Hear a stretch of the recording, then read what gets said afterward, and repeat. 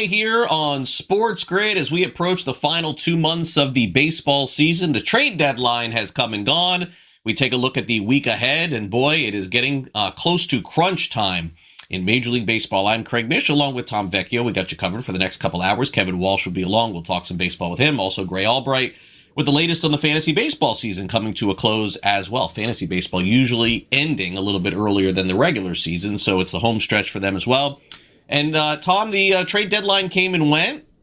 It certainly had a lot of deals, as you can see there. It felt like there were 40 or 50 trades, and it felt like 100 guys changing places. Not quite that, but certainly some teams took big steps forward, I think.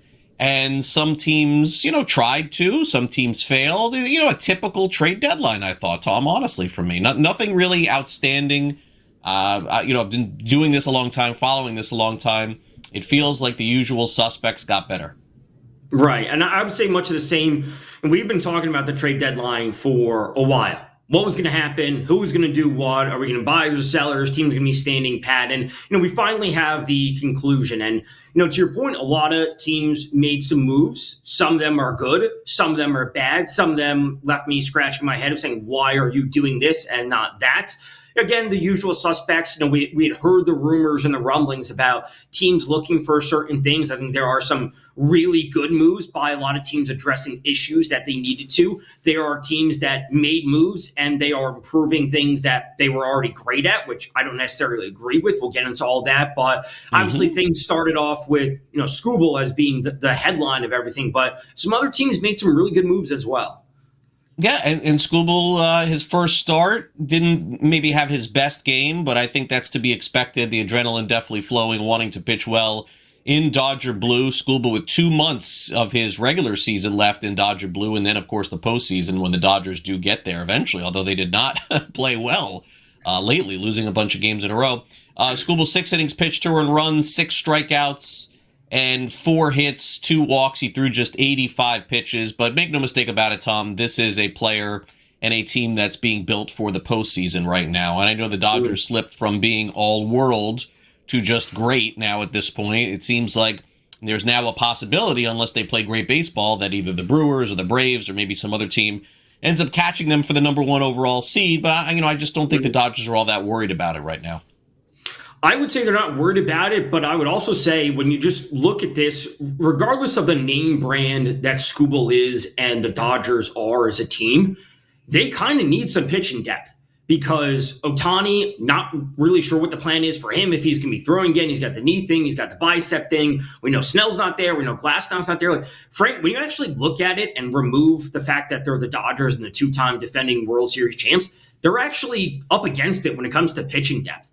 And a lot of people are saying, and you saw all these graphics right after the trade happened. Oh, Yamamoto and Glasnow and Snell and Ohtani and now Skubal into the mix, right? And we have Wroblewski. It's like, that's great if they're all healthy, but they're actually not all healthy. Right. We keep saying, oh, they'll be healthy come October 1st. Like, we actually don't know about it. So they actually needed to make a move like this.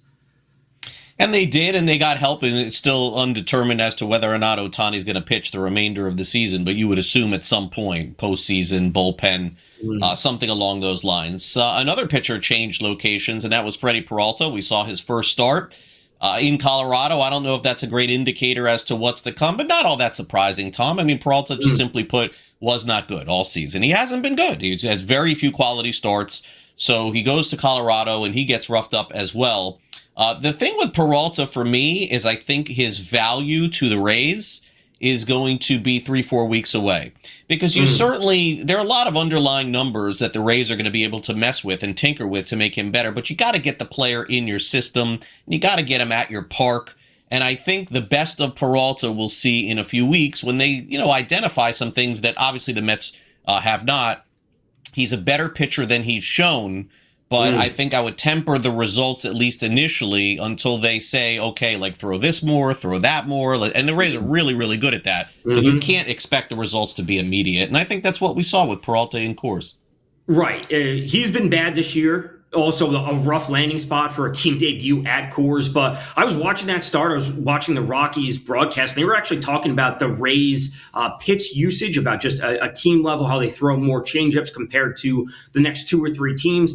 And to your point is, like, once the Rays get him there and they start working with the pitching coaches in between starts and they start tweaking X amount that he's going to be throwing this pitch or Y amount for another pitch, that's where I think the Rays magic will come into play. And it's not now, it's, can they kind of, evolve his whatever pitch mix, timing. They also talked about that Peralta, the Mets wanted him to throw out of the stretch more versus the windup or vice versa. Once they figure all that out in a month, that's when we'll start to see results. Yeah. Hard right now to envision anything except for give you 5-6 innings of probably what he did in New York. Meanwhile, The Los Angeles Angels appear to finally be on the right track after years and years of holding at the deadline or adding or, very bizarre things, and hard to figure out this team. They definitely finally got some players back in return for Soriano and Joe Adell and some of the other players that they moved, which is truly amazing, Tom. They haven't been able to do this in the past. It's not that I don't think the general managers wanted to. It's just the ownership always seemingly wanting to fight when they couldn't. And the one player that's going to be around, it seems like, to see this through, and it does appear with John Mozeliak in charge, Tom, that the R word is being used. The rebuild, I think, is here for the Angels. So you thought this year was going to be bad with them losing 90 some odd games. Get ready for next year, Tom. They're going to probably have to sit down with Mike Trout and say, hey, look, we're losing 100 here. You want to be part of 100 losses? I think this is where we're headed. They asked Trout if selling at the deadline meant anything to him. He said no. He's only played in 3 playoff games. I still don't think he goes anywhere, but this is going to be the first real line in the sand, I think, Tom, coming in the offseason. Because when the Angels take a step back and they say, listen, you're good. You can hang around here. Salvador Perez hung around in Kansas City after they won for a long time. Other players do too. But Trout is going to have to take a deep look in the mirror in this one, I think, and understand that the Angels are about to probably be the worst team in baseball, I would guess, next year. I don't know what Trout is thinking. Clearly, it's not about winning. If he wants to be there and play his whole career there, more power to him. I want to say he's earned that right because he's just been so individually good. The Angels made some good moves. They traded away Soriano, the Joe Adell thing. There was the rumor or the suspected trade about Reed Detmers to the Cubs. That didn't, eventually go through. But where they go from here, I honestly don't know, except a rebuild. And when we look at the Angels, they're a big market team, right? I know they're not in LA, but they still are the LA Angels. They should be able to attract quality talent and be able to have a good enough payroll. It just doesn't seem like that. It just seems like they are some small market team and they're trying to hold on to a superstar and he just wants to stay. So if he wants to stay, I guess they have to go with that then. Meanwhile, the American League West is going to come right down to the wire, it would appear, and who really knows who's going to win this? It's not going to be the Angels or the A's, but it could be Texas, it could be Seattle, it could be Houston. Houston's in the driver's seat. It looked like the Rangers wanted to play for the future at the trade deadline. The Atlanta Braves, Tom, had a trade for Jacob deGrom. DeGrom did not want to go to Atlanta. He did not want to waive his no-trade clause and said, keep me here. Braves, by the way, also had a deal for Skubal, which Detroit liked LA's deal better, and that's pretty much it. So here we go. It stinks for Atlanta. It stinks probably for Jacob deGrom, but I guess he's earned that right. I don't get it. But he could have went to a team going to the playoffs, but what are you going to do? He wants to stay there. It's his right. The team voluntarily, to some extent, gave him the no trade clause. They signed him to that contract knowing that they are giving him this power. Whether the team was good or bad, he says he wants to stay there and win. He was a part of the World Series roster. Obviously, he wasn't really a part of the team, but if he wants to stay there and win, again, more power to him. Teams give these players these options for no movement clause, no trade clause, whatever it is. He's using it. He doesn't want to go to a rival team based on the team that he came up with the Mets. He doesn't want to help the Braves. I think that's fine. I have no issue with it. All right, fair enough. Also, Mickey Moniak was extended by the Colorado Rockies, one move that happened right after the trade deadline. It's good news for Colorado. They have a player for not just this year, but for the future as well. We'll get to more of what happened on deadline day next.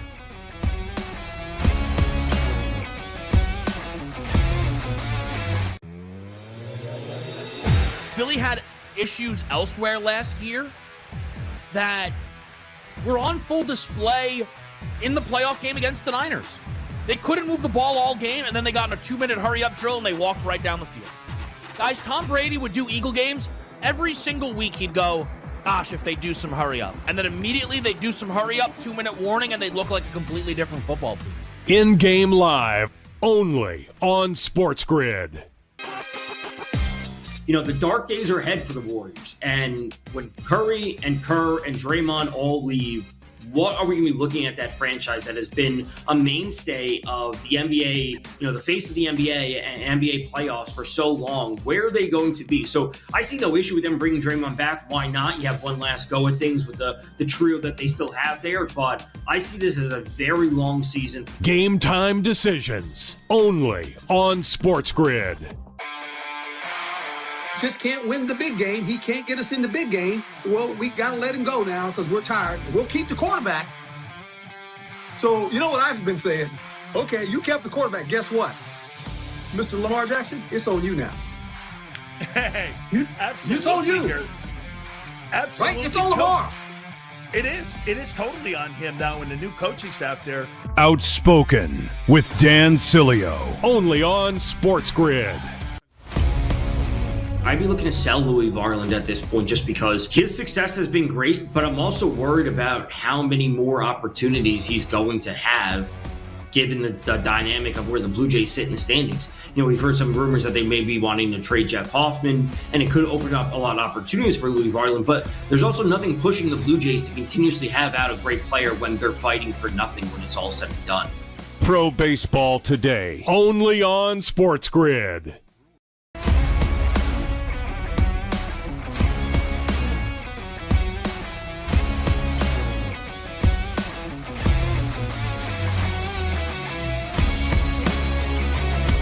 And welcome back to Pro Baseball Today here on SportsGrid, and we'll talk about some of the things that we can expect the coming week, which includes injuries in baseball, some significant ones as we close out the deadline. The Washington Nationals did not extend Foster Griffin, as we suspected wouldn't happen. They ended up trading him to Cleveland, and their trades of him and Luis Garcia has sent this team into a tailspin without a doubt. But you know, those are two really good players. Washington outperformed their record, at least at the start of the season. But as we now head to the end of the season, it will be without James Wood as well. So they're saying minimum stay for him on the IL, but you know they're not going to rush this, Tom. Unfortunately, for Washington, all the good feelings that they had through July basically are now going to go away. Atlanta just handed it to them last week, and then they lost some more games, you know, certainly this week. It's a shame to a degree.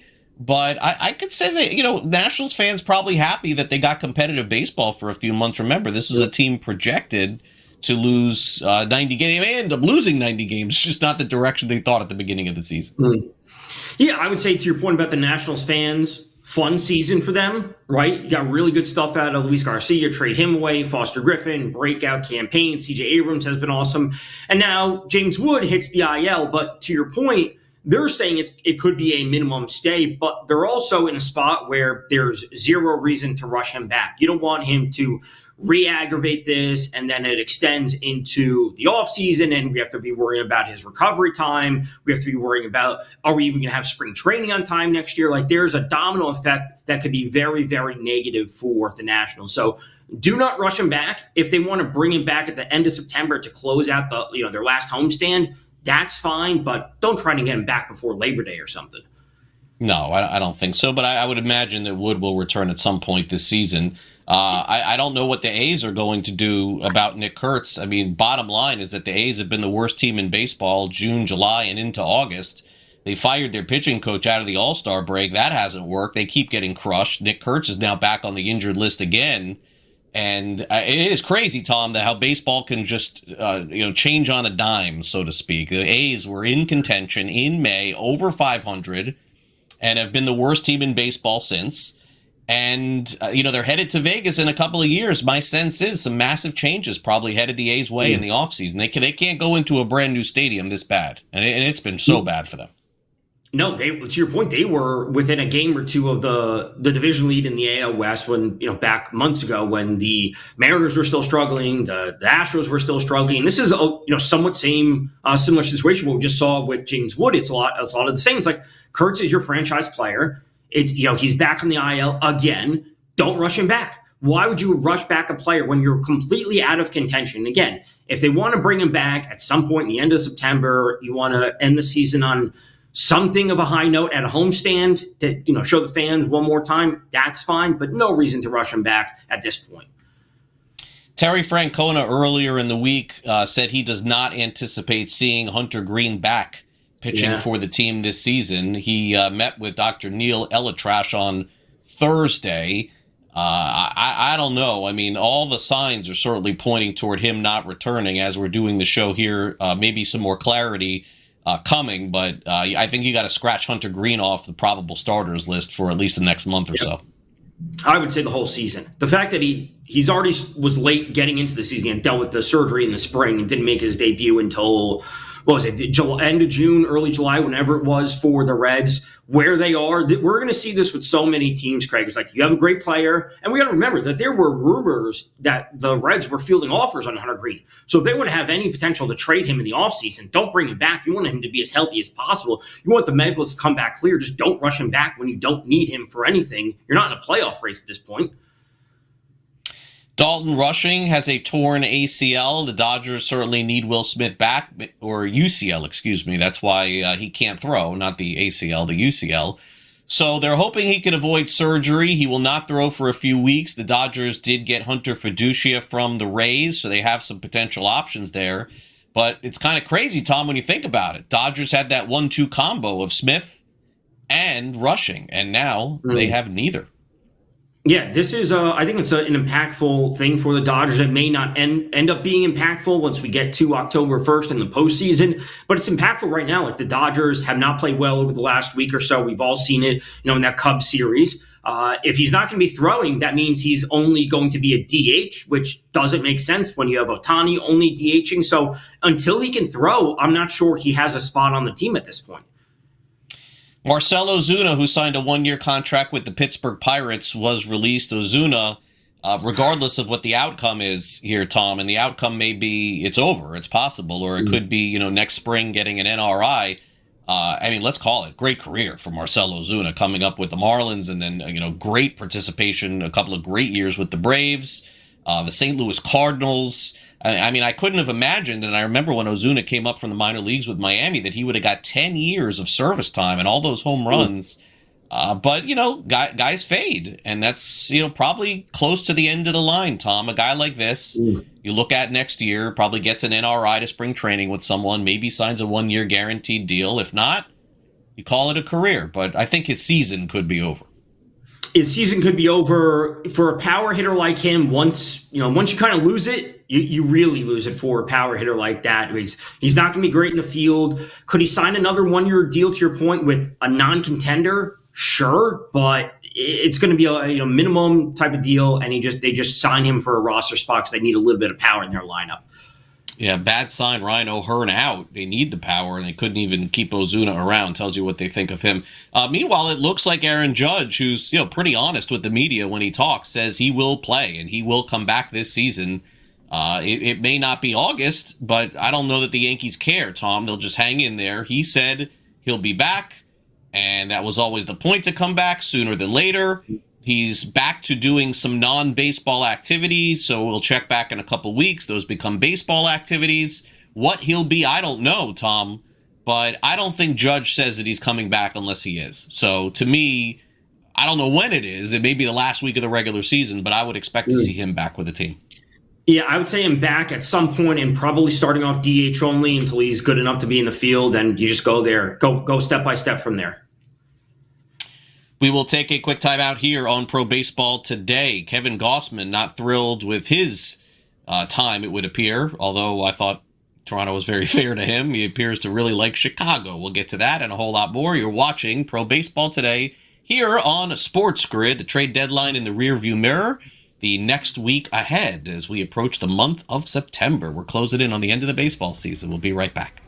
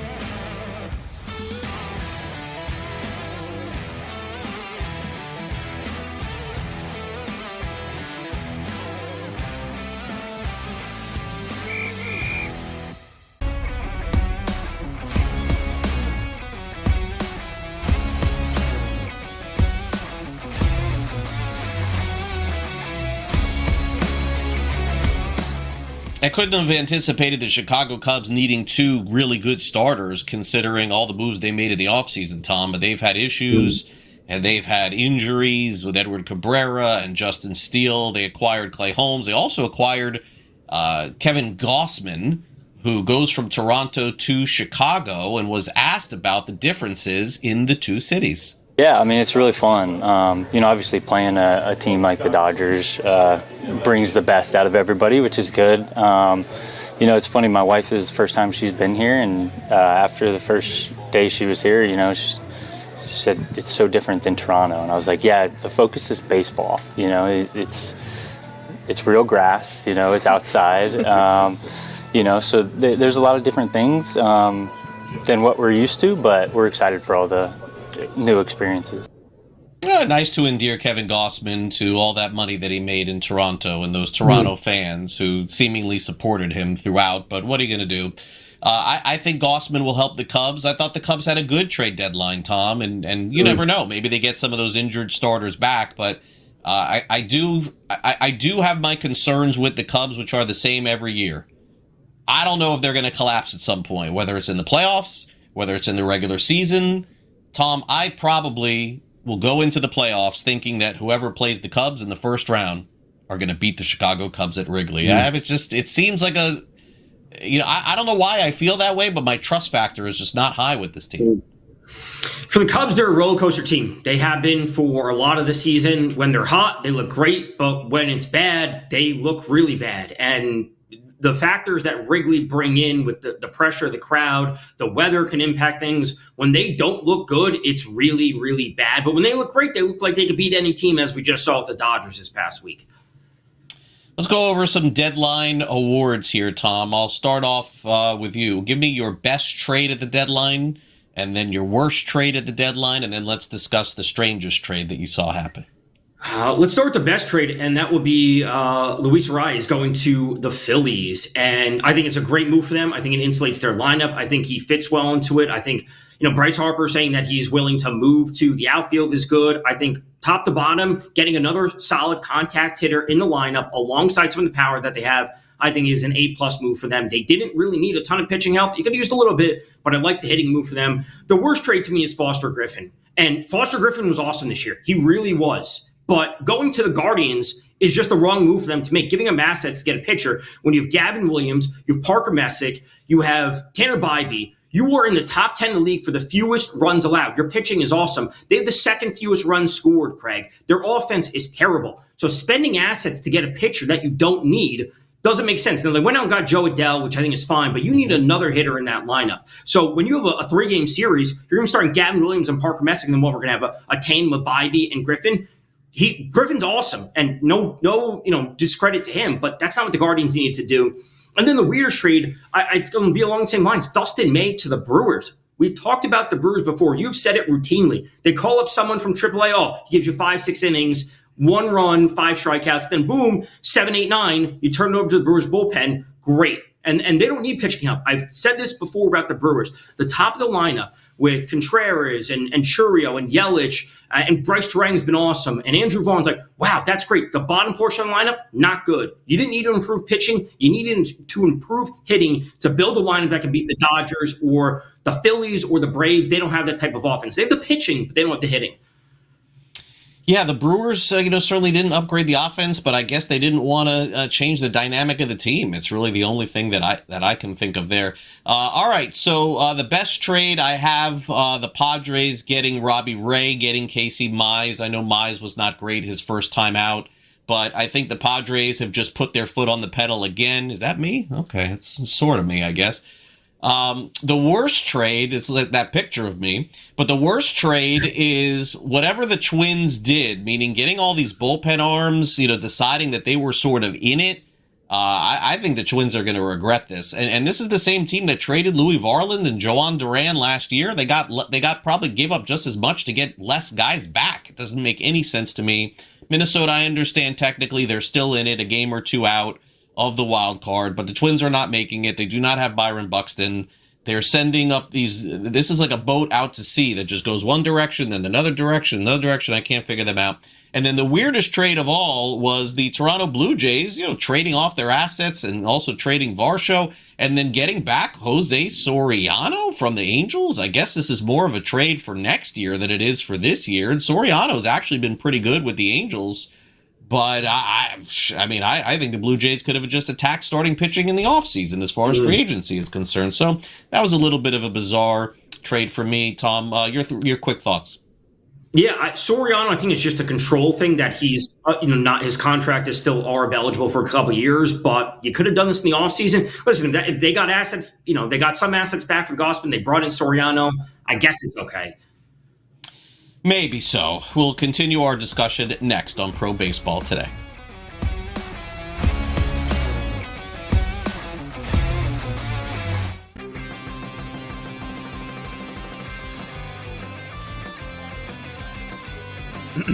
Class is in session. Today, let's talk about the teaser. A teaser is a multi-leg bet where you shift the point spread in your favor. You get better numbers, but every selection has to win.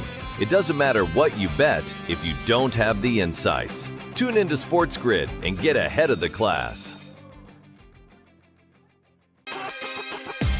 The dark days are ahead for the Warriors. And when Curry and Kerr and Draymond all leave, what are we going to be looking at that franchise that has been a mainstay of the NBA, the face of the NBA and NBA playoffs for so long? Where are they going to be? So I see no issue with them bringing Draymond back. Why not? You have one last go at things with the trio that they still have there. But I see this as a very long season. Game time decisions only on SportsGrid.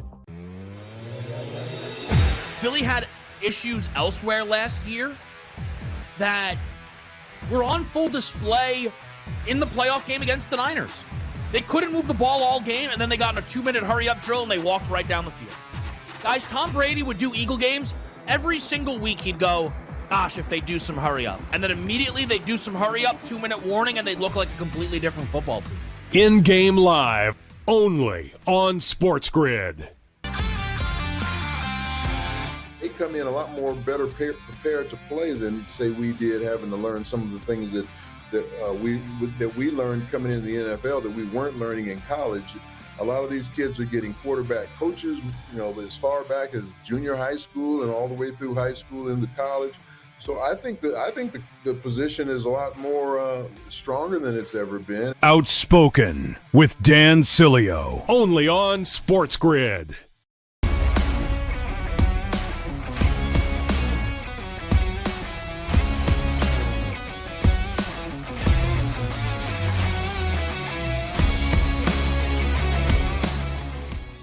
And welcome back to Pro Baseball Today. Always fun to catch up with Gray Albright of Razzball and Razzball.com as we put a charge toward the end of the fantasy baseball season here. Less than a couple of months to go. We just had the trade deadline. Let's check in with Gray. And, of course, Tom is back with us as well. Gray, great to see you again. And certainly diving into this deadline, all the talk, of course, ironically happened just before the deadline where Tariq Skubal was traded from the Dodgers or from the Tigers to the Dodgers, which of course creates a huge uproar in reality.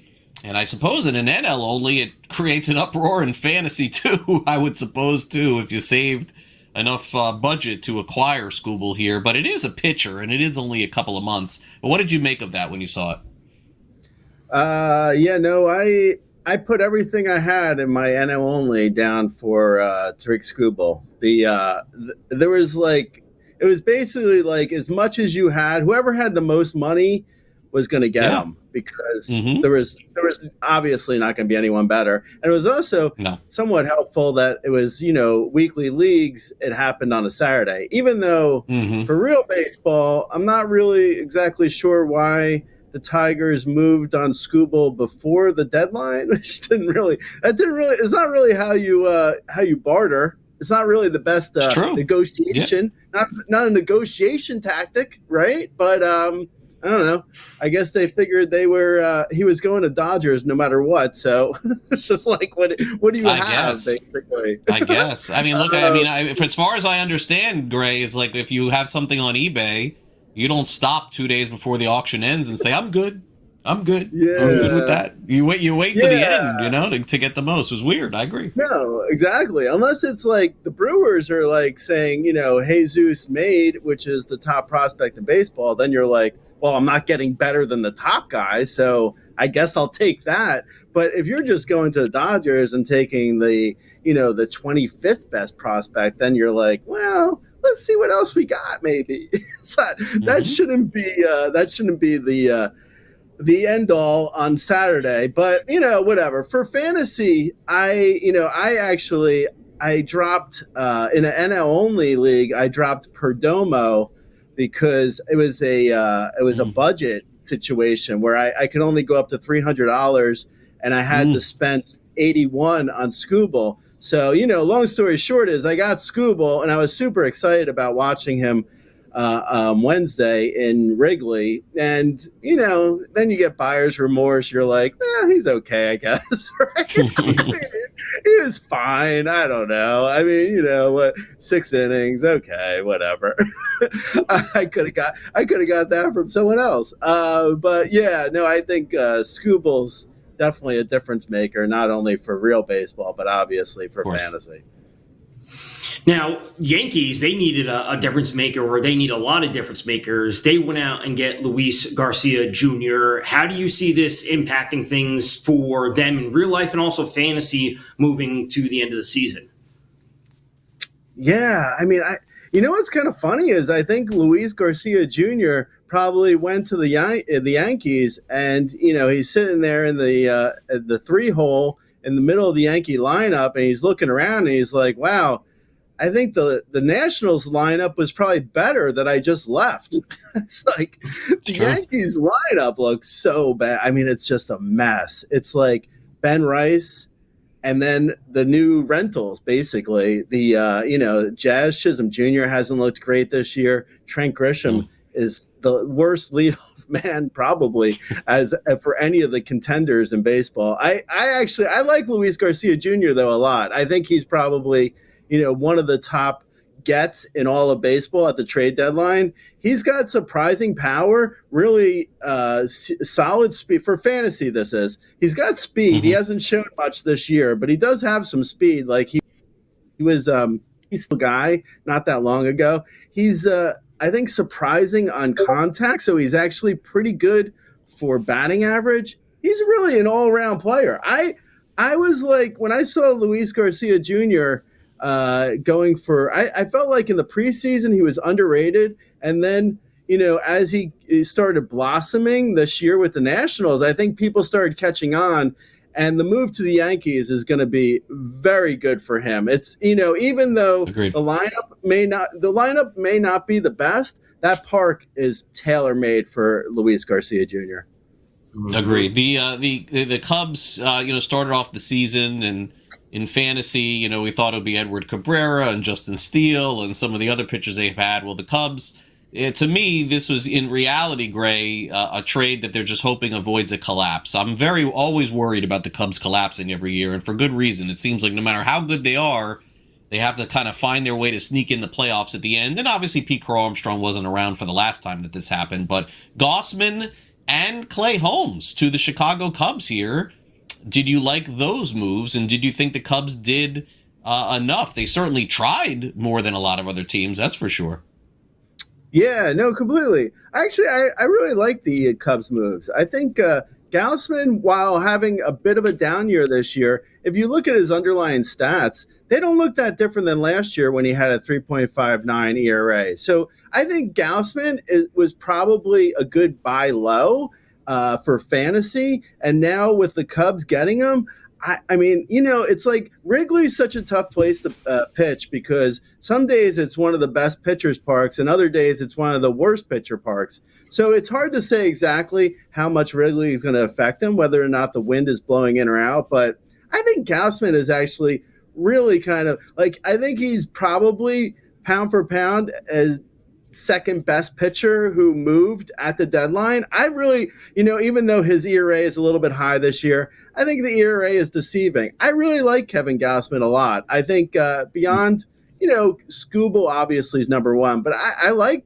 the move by the Cubs. With Pete Crow Armstrong, when you look at the team there, I feel like he's the NL MVP, and obviously I'm in LA, and my heart would normally say Ohtani, but I think Pete Crow Armstrong is the NL MVP, assuming no incredible drop off in the final 2 months, or assuming they both, Ohtani and him, both sort of stay exactly the same as they've been. I like them. Now, some other teams that made good real-life moves would be the Padres, picking up a couple pitchers, Robbie Ray. Thoughts on Casey Mize, though? I thought this was another domino to fall for the Tigers. They went out and traded 2 pitchers. Good move for the Padres getting Mize? Yeah, Casey Mize was a guy who I also felt like was a solid buy low. Obviously, his first start with the Padres was not great. I think he gave up eight runs or something. It wasn't a good start. But from game to game, things happen. I wouldn't hold that against him. I think Casey Mize is actually one of the better moves. Robbie Ray, even. The Padres got guys, and honestly, I didn't think the Padres had any guys to trade anymore to buy anyone. I thought AJ Preller already sold everyone. I was surprised they had anyone to sell. Yeah, they seem to every year, no matter what, have guys to do that. And the Padres and Diamondbacks will fight back and forth toward the end, I think, for that playoff spot. The Rays get a guy from the NL, Gray. They get Liam Hicks. Miami trades him to Tampa Bay. And against right-handed pitching, this guy is going to play every day, and I'm sure he'll put up very similar numbers to what he did in Miami. And the Rays really needed somebody behind the plate. Yeah, no, the Rays, it goes, without saying, but they are always such an incredible team when it comes to scouting and trading and buying and selling. Like, Liam Hicks is the absolute perfect fit for that team. He makes great contact. They had a huge hole behind home plate. They sent the guy Hunter Fiducia to the Dodgers. I mean, they needed a catcher badly, and Liam Hicks is like the absolute perfect guy for the Rays. You hate to keep giving props to the Rays, but man, they are really a smart team. And eventually they'll get Peralta right, too, although he's been a disaster all season long. Maybe they'll fix him, too. Great, thank you again. I wish you a great week, and we'll catch up again next week. Thanks again for coming on. All right, thank you. All right, we'll be back with more of Pro Baseball Today right after this.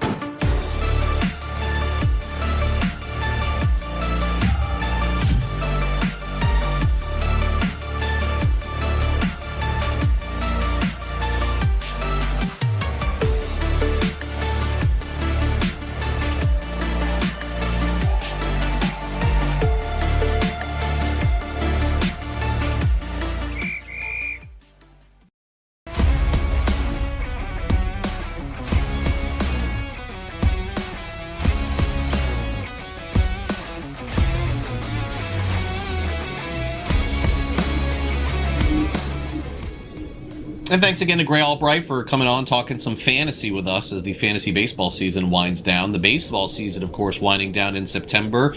We're officially hit those dog days of summer. Football coming around the corner. Everyone's sort of focusing on the baseball postseason. Let's bring in Kevin Walsh, of course, of In Game Live here on the show, along with Tom. And Kevin, great to see you here again. And certainly the Scooble trade headlined the trade deadline, but it was a very active trade deadline once again. I thought it was fun if you consider what happened in the final 6 or 7 hours to the deadline. And, a reminder for some people now for the future, trade deadline, nothing happens till the last day. It's just the way it works. And then all of these players, or the majority of these players really, outside of Luis Garcia and Scooble, moved on trade deadline day. What did you make of it earlier this week?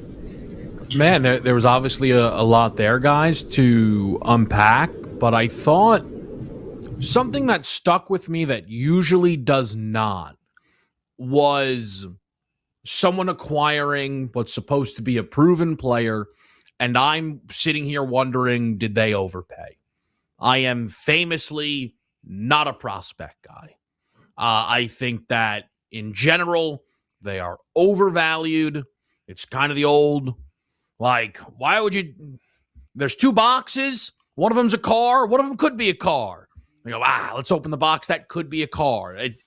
However, there are, places that take time to assign value to these players. And what Boston gave up for Adley Rutschman was stunning. Truly, truly stunning. I think Baltimore ended up a winner here.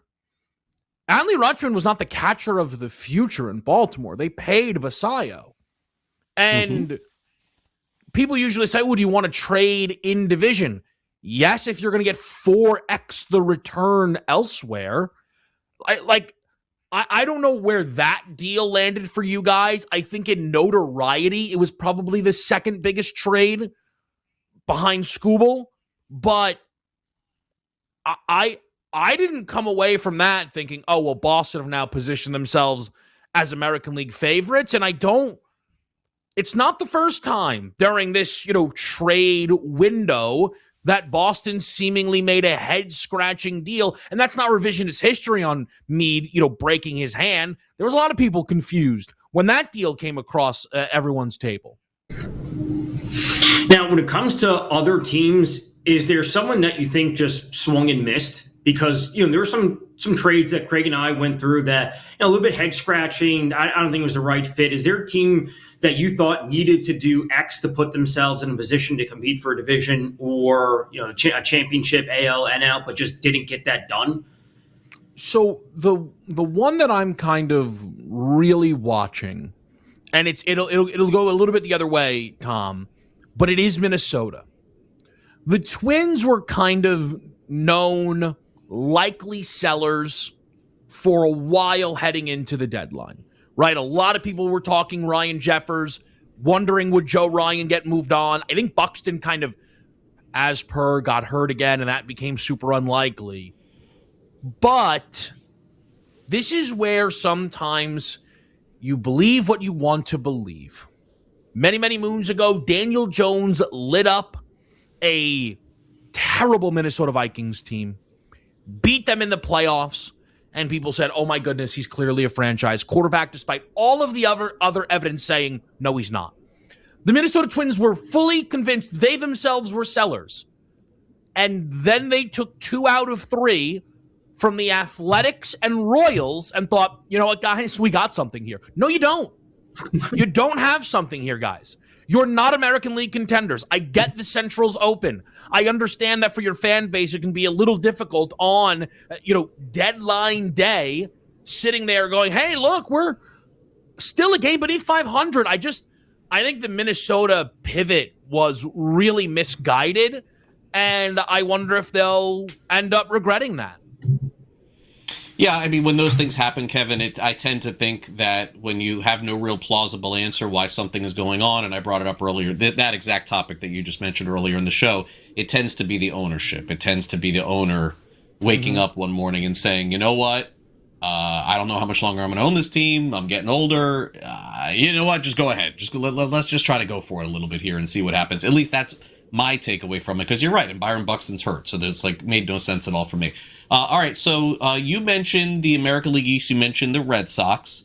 And what's interesting to me is that if the Red Sox just play 500 ball the rest of the season or a little bit less, they're on the verge of maybe not making the playoffs. They can't play as well as they've played for the last 2 months. It can't be possible. If they do continue to play like this, they're going to win the division to win the World Series, and I don't think that's happening. So we have Tampa Bay getting Peralta, getting Liam Hicks. We have the Yankees getting Luis Garcia and hoping their best acquisition is coming in about a month from now when potentially Aaron Judge would return, because we know that he's going to have to do some sort of rehab assignment, and he hasn't even started baseball activity. So what does the regular activity means? It means 2 weeks of doing what he's doing now. Then it means 2 weeks of baseball activity, and then it means rehab assignments. So you're looking at September at the earliest. Yankees, Red Sox, Rays. Those are the three teams that I think will battle this out for the end. Did any team separate themselves, or is it just simply because of the wins that Tampa Bay has banked, it gives them the division? Yeah, man, it's so interesting because Tampa are favorites to win the division and yet trail from a World Series price perspective, both New York and Boston. And I don't think that is some big city bias. What I think that is they've earned the division favorite status because that is a regular season payout, but in the preseason expectations for both New York and Boston were comfortably higher than Tampa Bay, and baseball still kind of is a sport that if everybody's in, when the bell rings, who's in the Royal Rumble, right? And every reason to believe both or all three of the Yankees, Rays, and Red Sox will be in the postseason, but that then does give maybe the Yankees and the Red Sox a bit of a bit of a bump. I do think, I told you guys, and we can talk more about this. I think I'm going to stick around. I wanted the Yankees to trade for a star. There wasn't one traded though. Like you can only trade for what's available, and I mean a star bat. There was not a star bat dealt here. Right? You guys can tell me again if you disagree. No, unless something out of nowhere would have happened, like Devers a year ago, but that was not going to happen this year. We'll be right back with Kevin after this.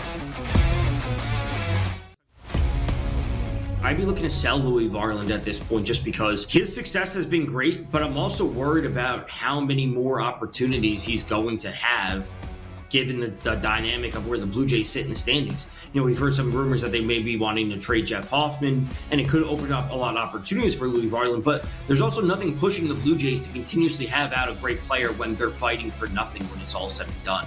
Pro Baseball Today, only on SportsGrid.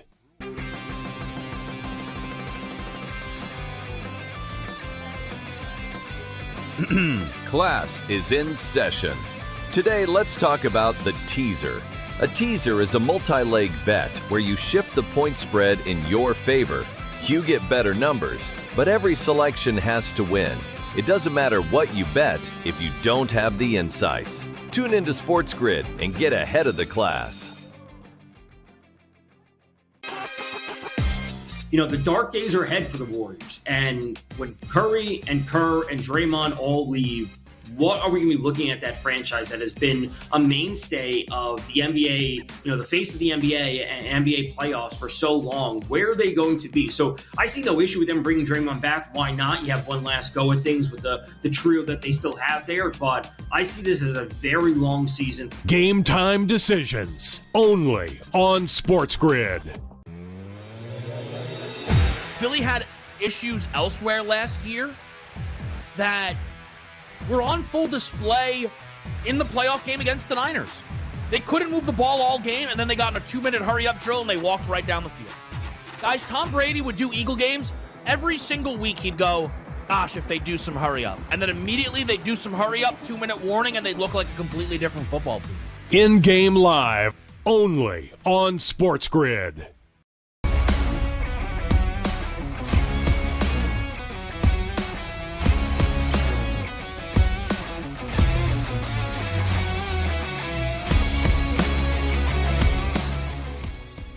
Welcome back to our Pro Baseball Today program. Kevin Walsh, host of In Game Live, here with us. And Kevin's life, if it wasn't busy enough, is about to get busier here because football officially is back. We've had our first preseason game. College football's week 0's now less than 3 weeks away.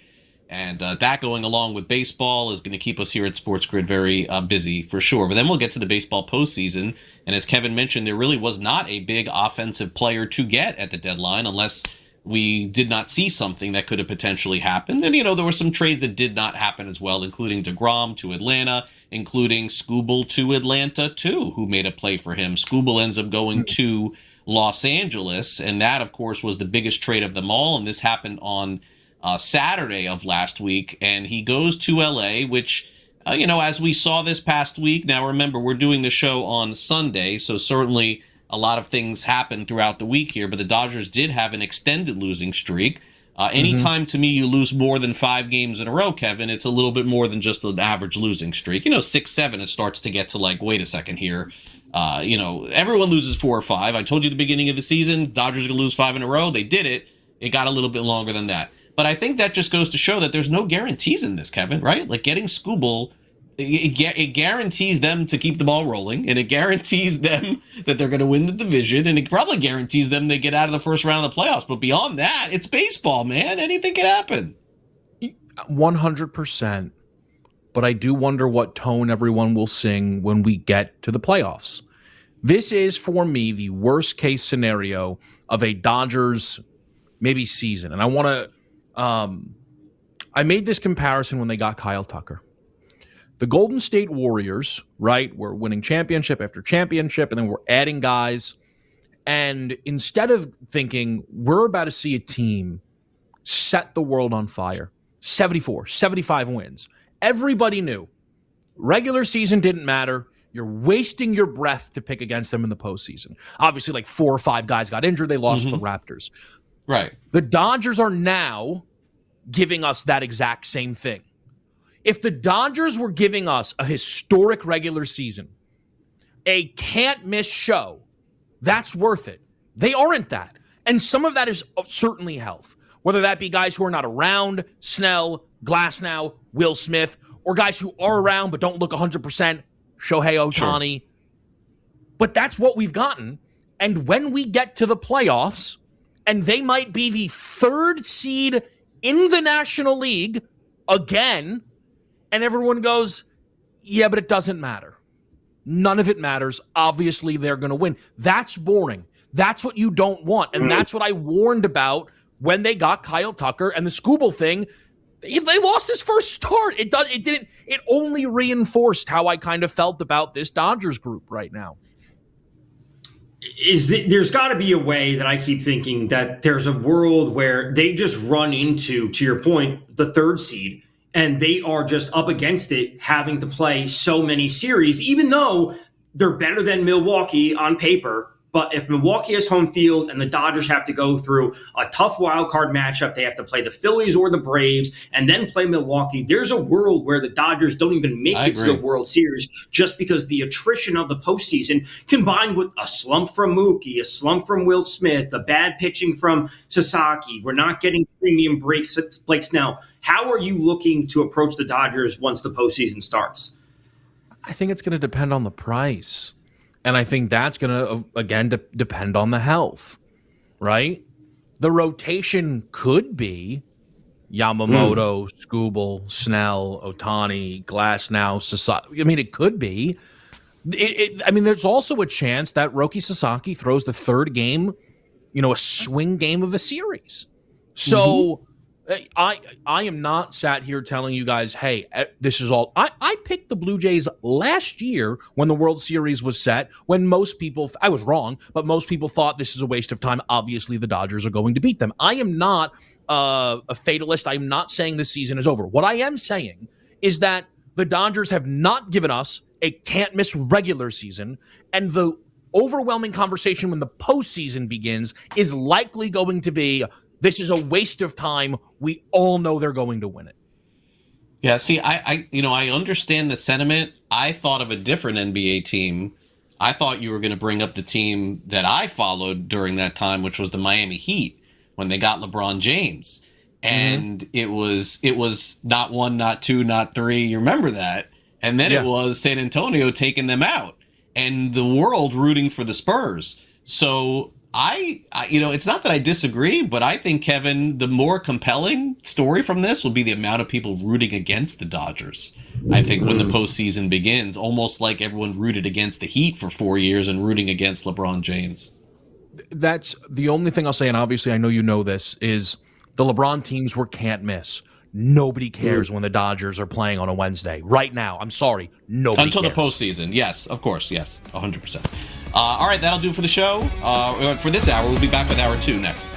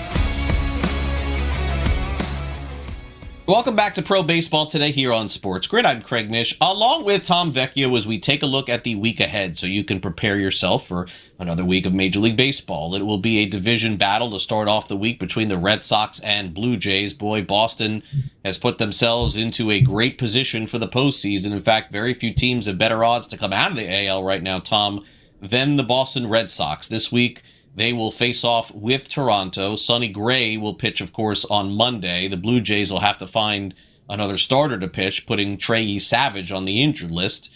Suarez, Tolley, Jake Bennett. Dylan Cease will pitch against Boston, and I suppose they'll be favored in that game. But every other game, Boston's going to be favored this week. This is just a good spot for the Red Sox to just continue to stack up wins. They're looking at a wild card lead of 5, 6, 7 games. It's fluctuating on a day in and day out basis, but they're going to be favorites in all these games except the Dylan Cease one, to your point. And it's just a chance to stack up some wins and provide that much more insulation to the team behind them, or potentially try and chase down the Yankees for a higher wild card spot. Very straightforward series to start the week for the Sox. The Rangers are running out of time to win that division. They seemingly have a lot of talent, but they haven't been able to put it together. They're fortunate to get the Angels in a 4-game series after the Angels left South Florida and the Marlins to travel back home. Mackenzie Gore, Corey Bradford, Nathan Eovaldi, and then Jacob deGrom. Those will be the starters there. The Angels are left with a very mash unit rotation, but Reed Detmers is still an Angel. So he'll pitch on Monday, and they'll have Urania pitching on Thursday. He's actually been pretty good for them this season.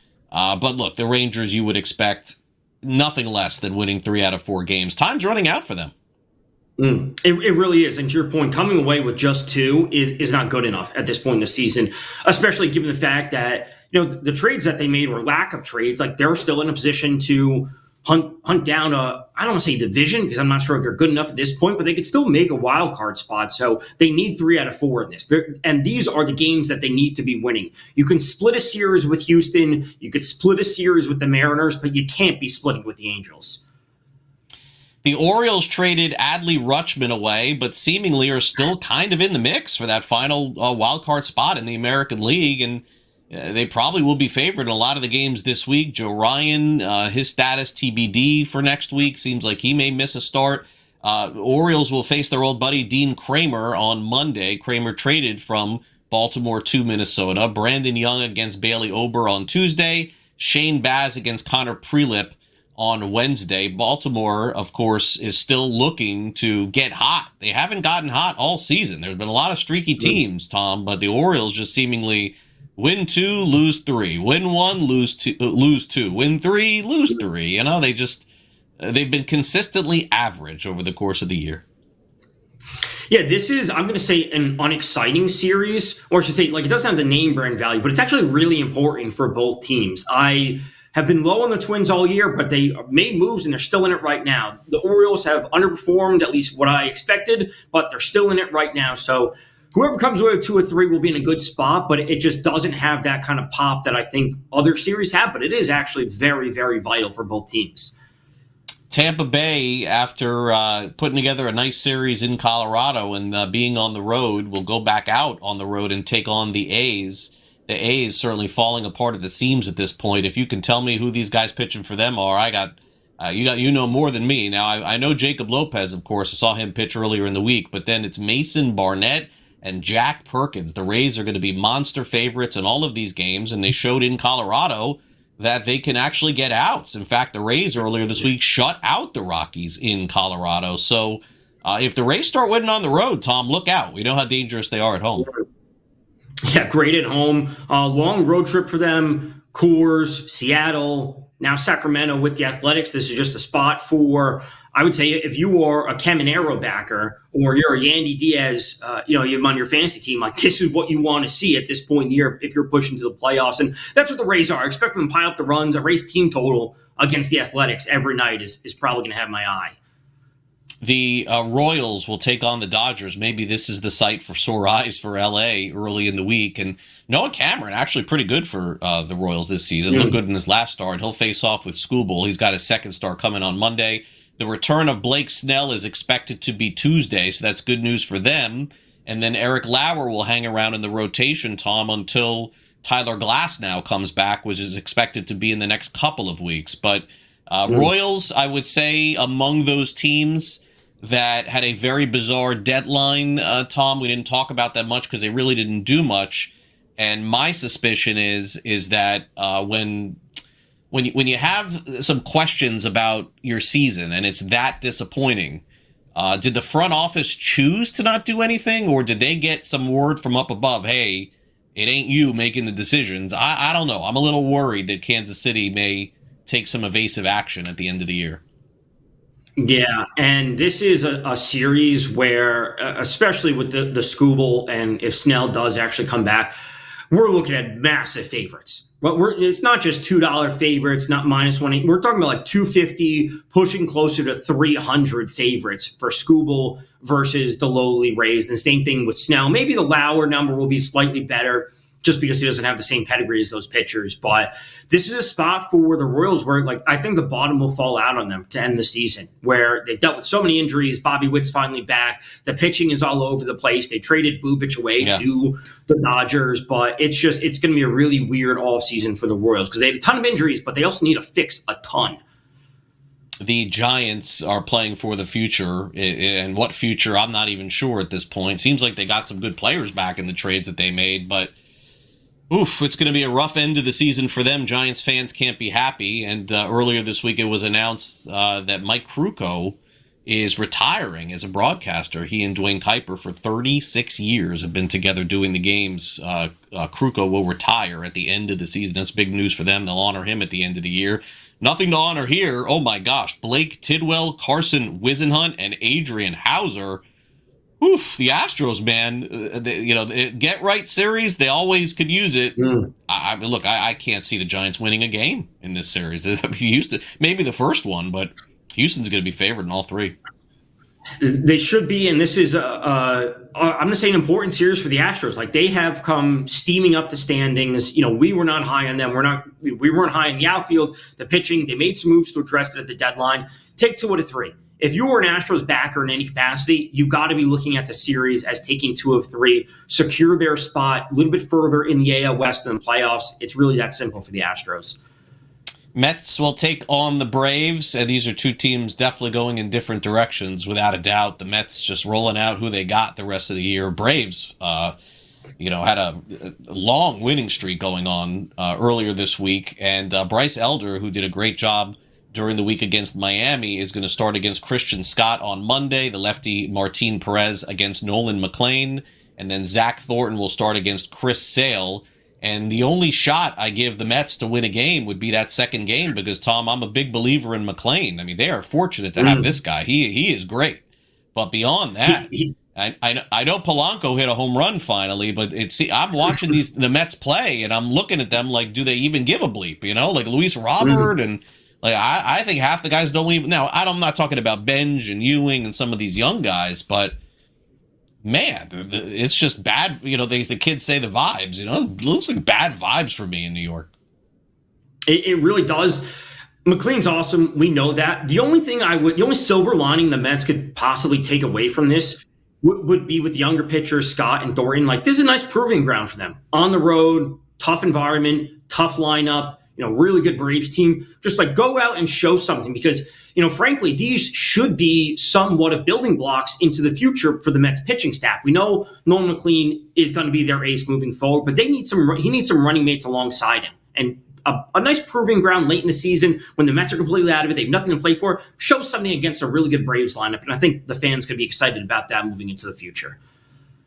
All right, we'll take a break. When we come back next, the Phillies battling for a wild card spot. So are the St. Louis Cardinals, seemingly jumping back into the race after falling out of it.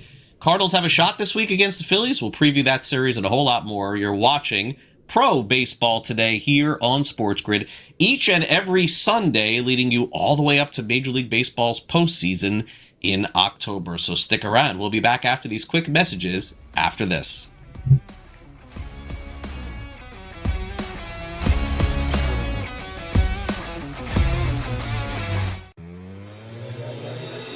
Philly had issues elsewhere last year that were on full display in the playoff game against the Niners. They couldn't move the ball all game, and then they got in a 2-minute hurry-up drill, and they walked right down the field. Guys, Tom Brady would do Eagle games. Every single week he'd go, gosh, if they do some hurry-up. And then immediately they'd do some hurry-up, 2-minute warning, and they'd look like a completely different football team. In-game live, only on SportsGrid. The dark days are ahead for the Warriors. And when Curry and Kerr and Draymond all leave, what are we going to be looking at that franchise that has been a mainstay of the NBA, the face of the NBA and NBA playoffs for so long? Where are they going to be? So I see no issue with them bringing Draymond back. Why not? You have one last go at things with the trio that they still have there. But I see this as a very long season. Game time decisions only on SportsGrid. Just can't win the big game. He can't get us in the big game. Well, we got to let him go now because we're tired. We'll keep the quarterback.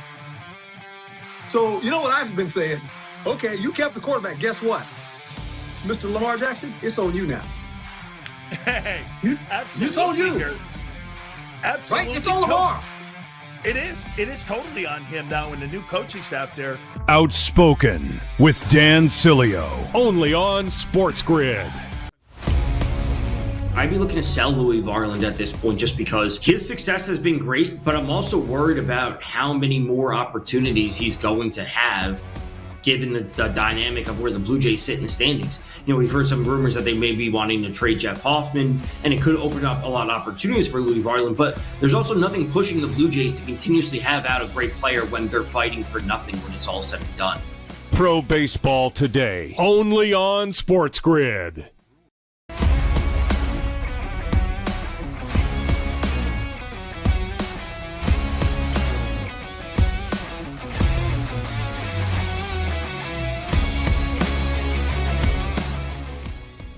Philadelphia Phillies got a major boost. They got Luis Arias in that lineup, and say what you want about Luis. We saw him here in Miami and San Diego, San Francisco. He always brings a lot of energy to the table. We've seen that in the early results for the Phillies. They're on the road this week, and give the Cardinals credit. Even with those trades, they sort of bounced back, hanging around 500. I don't think they're making the postseason, Tom. I think they clinched that with the trades that they made of Nootbaar and May.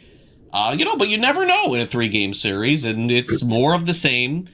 Painter, Dobbins on Monday, Christopher Sanchez against Palante on Tuesday, and then Zach Wheeler against Kyle Leahy, who's actually been okay for them on Wednesday. Jordan Walker has been missing some time for them too, and I think the shoe has sort of dropped on the Cardinals, but their pursuit of, let's say, a 500 season remains alive.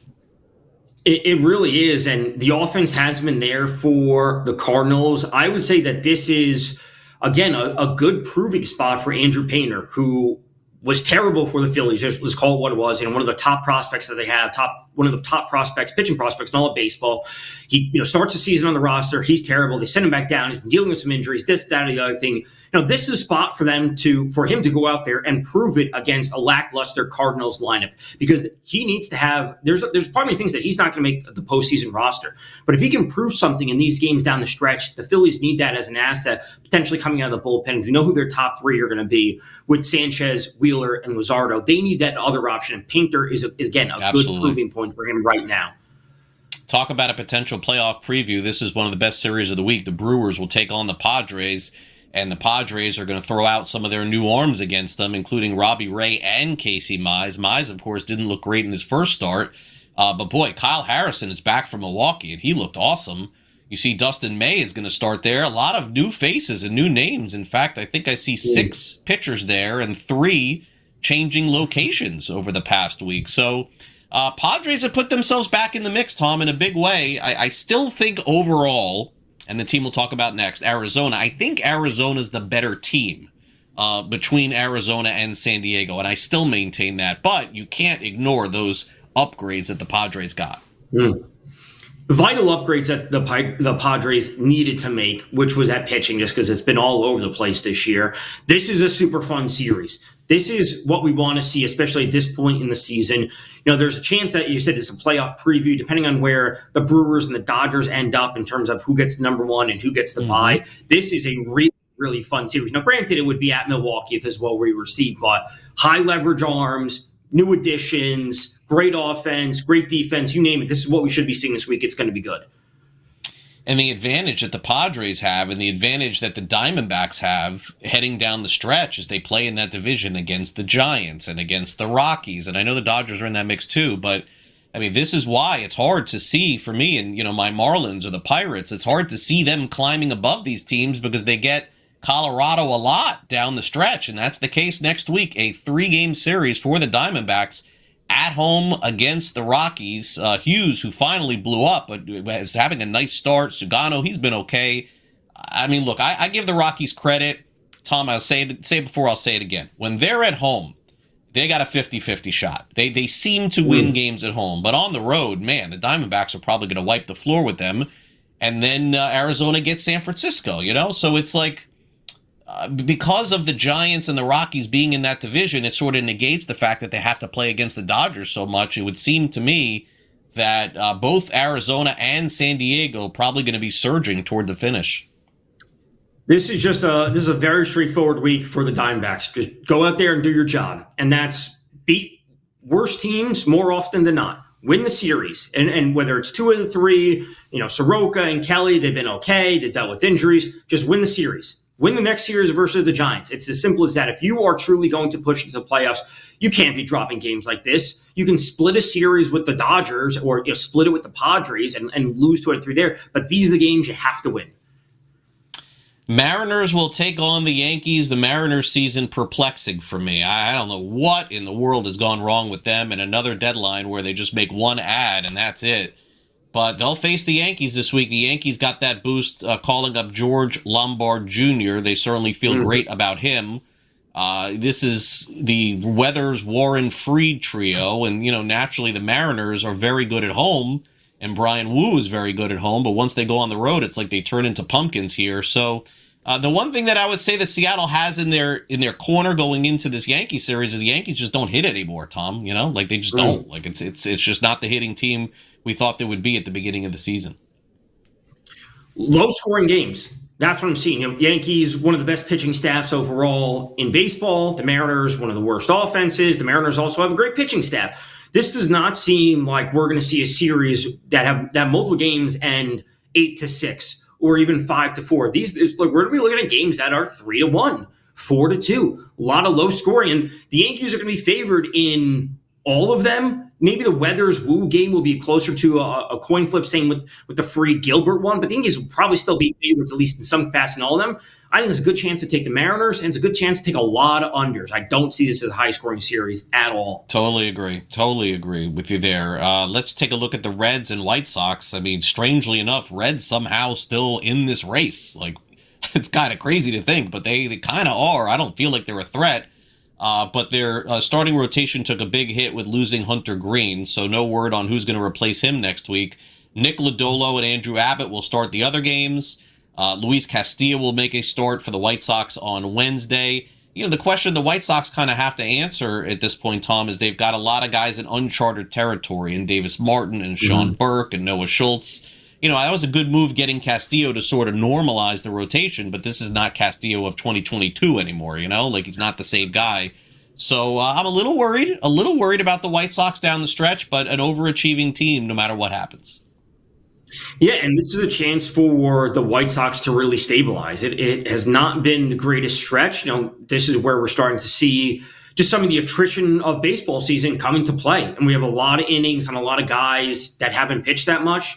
Schultz is a rookie. He's dealt with some injuries in his minor league career. He's dealt with some injuries now. The attrition of baseball season is impacting a team that's overperforming.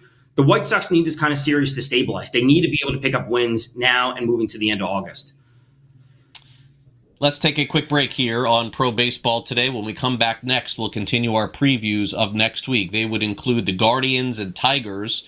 Can the Pirates get back on the right track when they take on the Marlins? And then, of course, the Cubs face off with the Washington Nationals. So we'll preview those. We'll also have our prediction market discussion. You're watching Pro Baseball Today here on SportsGrid on this Sunday, and we'll return right after this.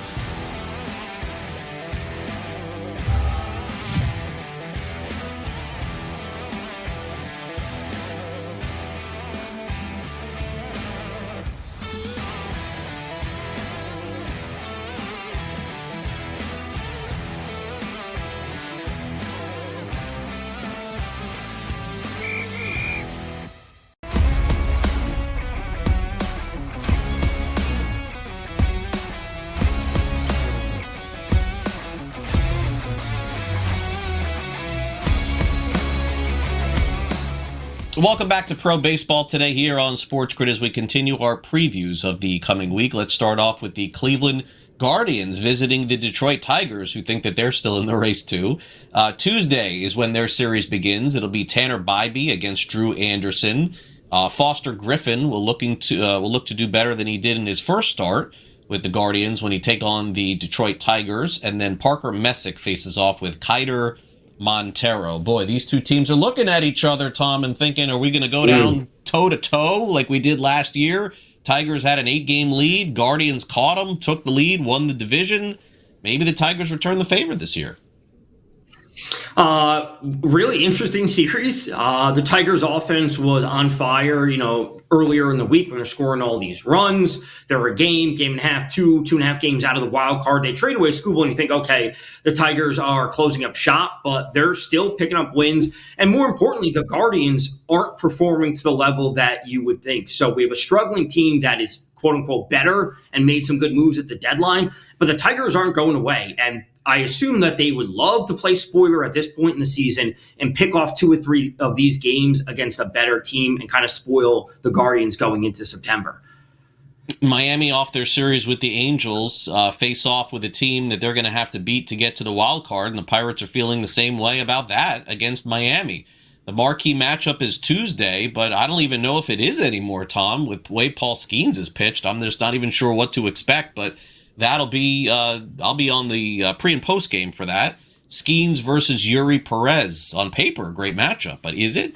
Brandon Ashcraft against Jansen Junk, and then Carmen Majinski against Tyler Phillips. So I do expect Miami potentially to take this series and win, but it would be nice if I had a clue what's going on with Paul Skeens. Do you?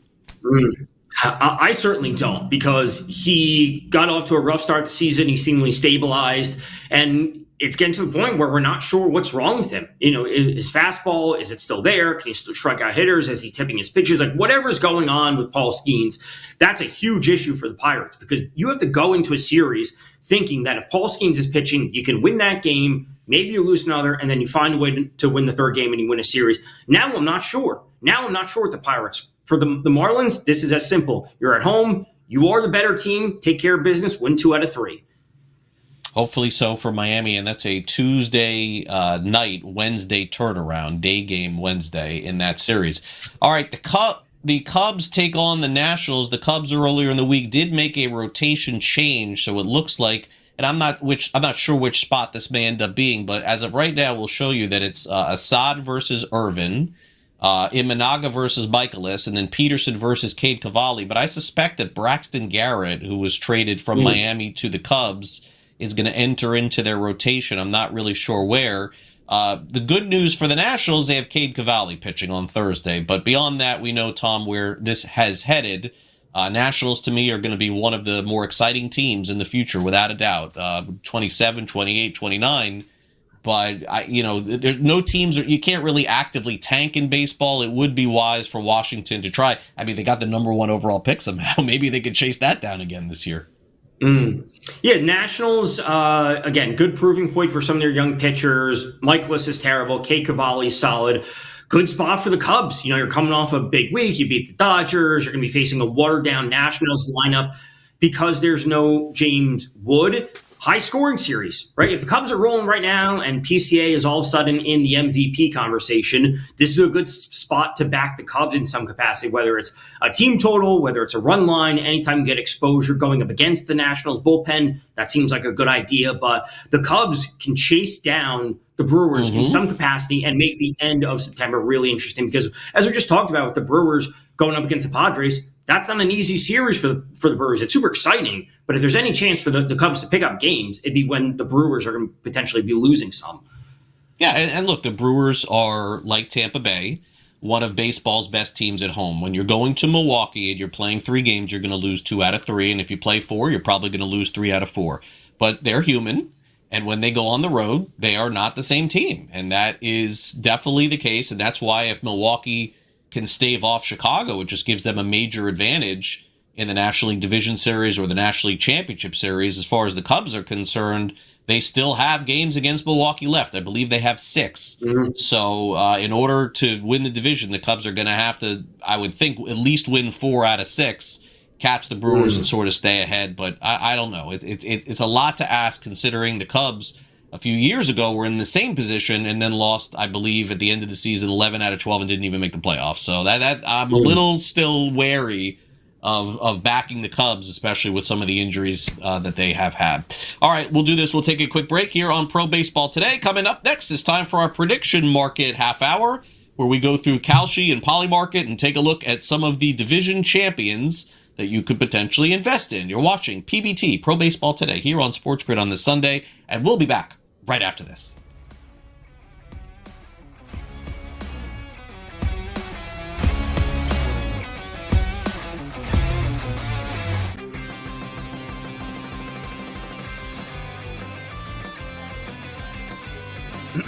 Class is in session.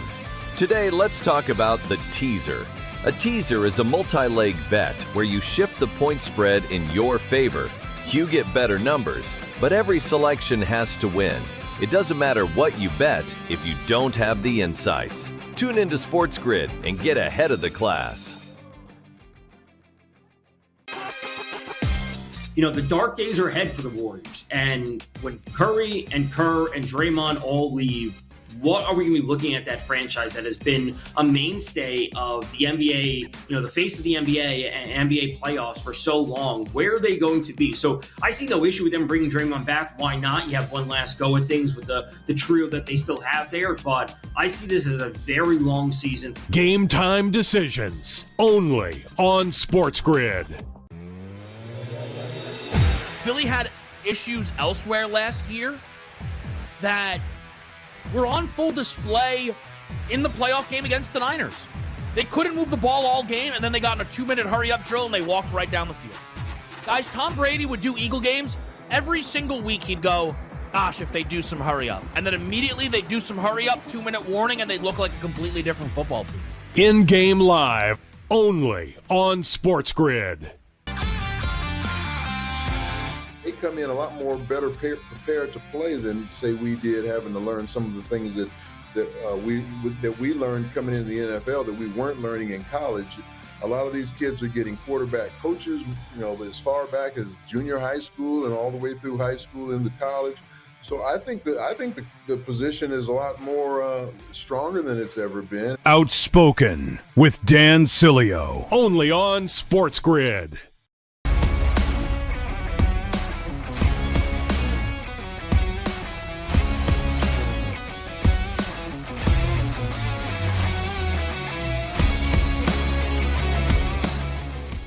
Time to take a look at the active prediction markets. Can you invest in any team and maybe get a leg up in terms of winning the division? Maybe somebody second, third. And remember, you can always get in and get out on prediction markets at any time. We'll take a look at Polymarket today, and we'll look at the American League Central, Tom, where it is wide open. You can see the graph. Anybody can win this, really, when you think about it, even Detroit. Now, certainly I think Kansas City is done, and I don't think they're getting out of the cellar.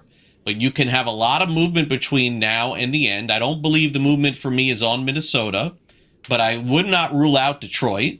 I certainly think Cleveland is right there in the mix and should win the division. But, you know, Cleveland, the Guardians are not running away with anything, Tom. They just don't have the offense to do it.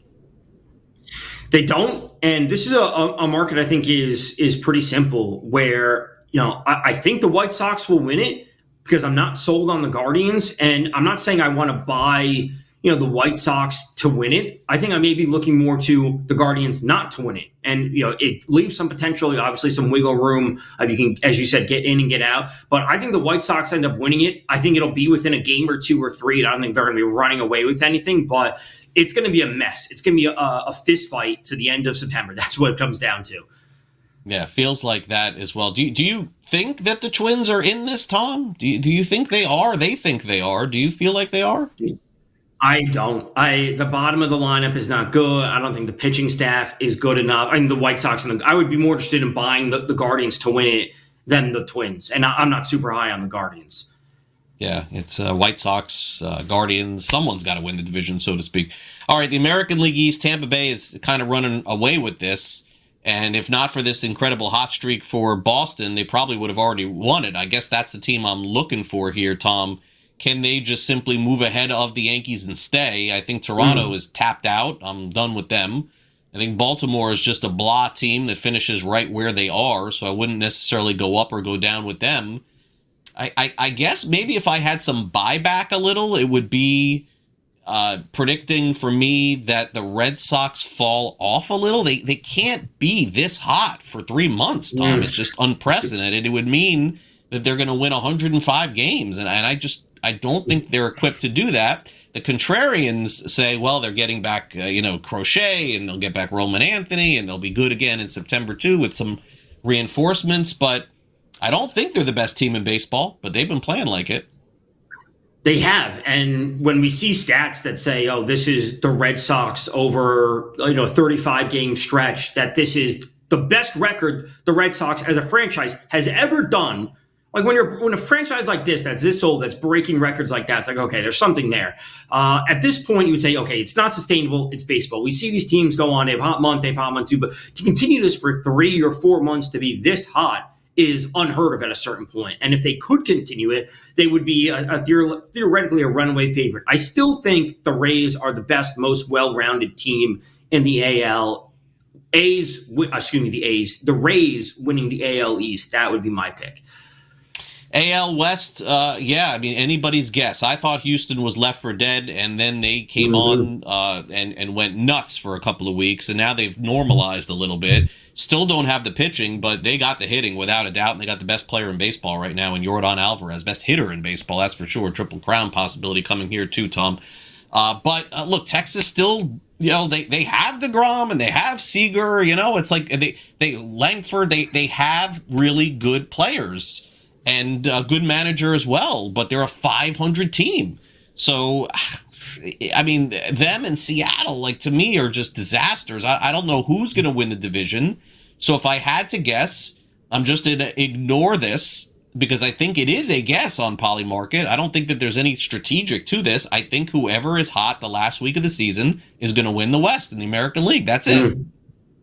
I think it's as simple as that. But looking at the numbers right now, to me, it's Seattle not to win the division. And I understand the price on it. I just don't think they're good enough. And I have more hope in the Rangers and their offense.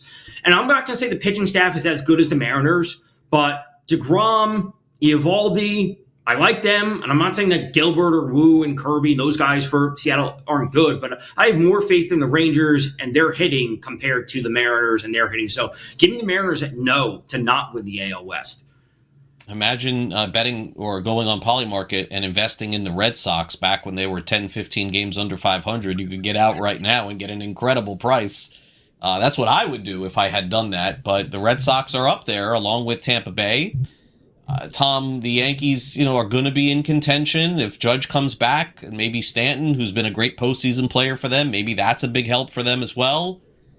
I tend to think it is as simple as Tampa Bay's to lose if they have the home field throughout the American League playoffs. But stranger things have happened. Do strange things happen in the American League pennant race?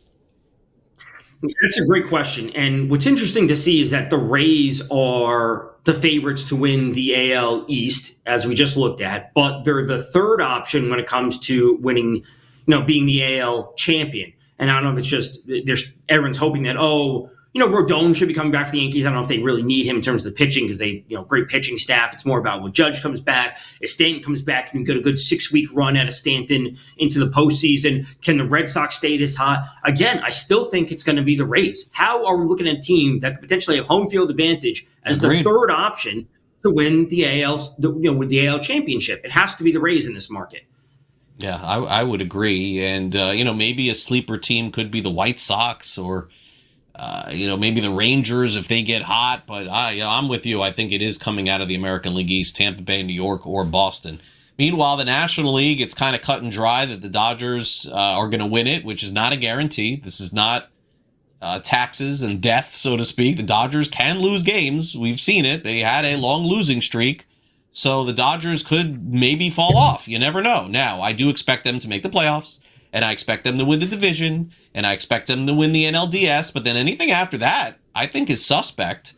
But is there a team for you that, you see, I guess my disappointment would be with the Braves not getting Skubal and not getting DeGrom, is Bryce Elder and Holmes, are those guys going to shut down LA in a 7-game series in the NLCS? I'm a little concerned with that. So I tend to think that if somehow, Tom, maybe call me crazy, somehow if Milwaukee was to get home field over LA in a 7-game series, maybe that would be the team for me to take. Because I think Philadelphia, while on paper they're great, they just seem to be flawed. I don't know. I mean, on paper, honestly, among all the teams in the NL, Tom, you look at Philly, you look at the pitching and the hitting, you're like, okay, that team wins. They just don't play like it. Yeah. To me, I would say from a pure investment opportunity, I think it would be Philly for me. It would be Philly or the Braves. Like I can't trust the Cubs. The Brewers, I think, are a fair price. What it comes down to, and obviously this is projecting too far into the future, but it really just comes down to the postseason bracket. Because if the Brewers have the best record and they get that bye, the Dodgers having to play, whatever wild card team, could it be the Phillies? That could give them a run for their money. Then they have to go and play another team. Like the path for the Dodgers could be the toughest, even though they are the best team. So I would be interested in not going to the Dodgers and looking to the Phillies or the Braves because, frankly, they don't have the pitching. At least the Braves don't. The Phillies might. But I think the lineups have enough to at least go slug for slug with the Dodgers. And I think that's what's the most important. I'd have more interest in backing a Phillies lineup or a Braves lineup before I back a Brewers lineup. The pro baseball home runs leader. Let's take a look at this real quick. It's certainly up for grabs at this point. I tend to think Schwarber gets hot at the end. Jordan is still very much in the mix. Do you have anyone else, Tom, that you think has an outside chance of winning the home run title this year? It's just buying yes on Caminero and buying no on Schwarber. And again, it's not thinking that Caminero is going to win it or Schwarber can't win it. It's just, we have seen post home run derby, both Schwarber and Jordan Walker really, really struggle with power. So Jordan, like you said, the Triple Crown could be there for him. He's going to win the AL MVP. He can lead the league in home runs. I think that's really simple. But it's Caminero being hot and having just a really good stretch when Schwarber's been ice cold. Could be, too. Schwarber had some gastro issues over the last couple of weeks, too, that seemingly set him back a bit. All right, you're watching Pro Baseball today here on SportsGrid. Our prediction market discussion continues with the batting average leader. Is it Luis Arias and everybody else? Can Otto Lopez catch him? We'll answer those questions next.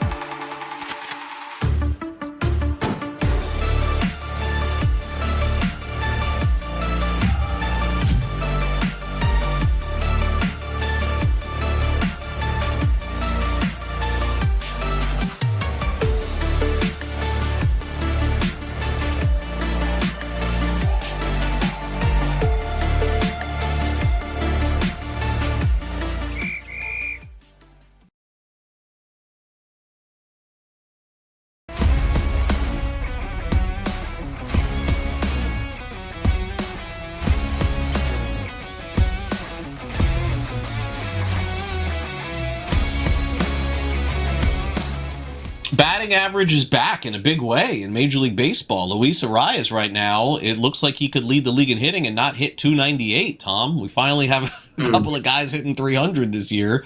I looked like Otto Lopez was going to win the batting title, but he had slumped and kind of dropped off a little bit. And so Luis Arias is leading and certainly doing a good job, at least initially, since he's come to Philadelphia. Most think it is a two-player race at this point.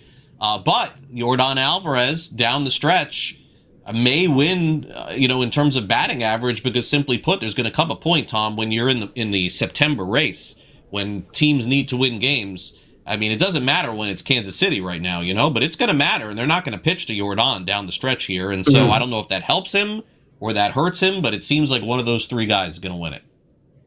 Yeah, I really do think it comes down to just Arias and Alvarez at a certain point. And listen, teams going up against Astros, really, if they can navigate the top portion of the lineup between Pena and Alvarez, and maybe you just want to let Alvarez on base for free, it really may be a spot for Luis Arias to actually win it. So I'm not saying he will win it, but I think buying into him now would be the spot to look. And again, if you want to look to Alvarez having some type of regression, I think that's fine. But buying the yes on Arias is probably the most interesting to me. Meanwhile, if Yordan's going to win the Triple Crown, he'll need to capture the RBI title, which he is well on his way to doing. Sal Stewart is, certainly in the mix as well. Jordan Walker, who missed a few games, was in the mix as well. But it seems like of all the categories that Yordan has wrapped up, Tom, to me, this is the one. Really? Okay, so this is the one I would say could be the most interesting because, looking at where things are now, where, Abrams, Stewart, Alvarez near the top, Jordan Walker, he's fallen off a little bit. I don't think it'll be Abrams. I think Wood being in the lineup, we just got to look at the offensive effectiveness from the Nationals decreasing as the season goes on if Wood's not going to be there in some capacity. Sal Stewart, I think, is interesting because he's still going to be in the lineup. He's still vying for Rookie of the Year, so it's not like they're going to be pulling him out even if the Reds have nothing to play for. I think buying the yes on Sal Stewart and just hoping that he can stay close to close out the season would leave you a good chance to get in and out, even though he may not end up actually winning it.